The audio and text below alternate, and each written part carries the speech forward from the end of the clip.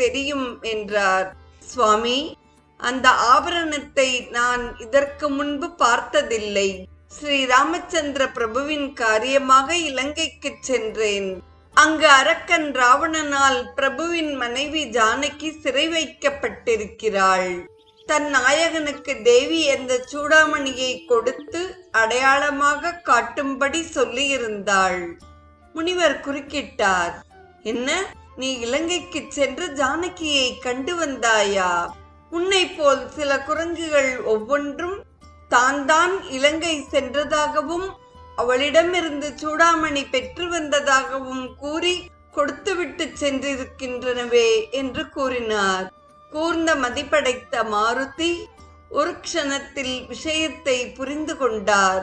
அவர் மேனி நடுங்கியது, கண்களில் இருந்து நீர் பெருகியது. கைகளில் வைத்திருந்த சூடாமணிகள் 5ஐயும் கண்களிலே ஒற்றிக்கொண்டார். வானர வீரர்கள் லங்கா விஜயத்தை பற்றி கூறுமாறு திரும்ப திரும்ப அவரை வற்புறுத்திய போது அவர் மனத்தில் பெருமை நிறைந்து அந்த கூட்டத்தில் அத்தனை பேருக்கு நடுவே தாம் ஒருவரே லங்கை சென்று தேவியை காணும் சக்தி படைத்திருந்தோம் என்ற எண்ணம் எழுந்தது. கணநேரம்தான் அந்த எண்ணம் அவர் மனதில் நின்றது. அதை அவர் மறந்துவிட்டார். ஆனால் பரந்தாமன் அதை மறக்கவில்லை.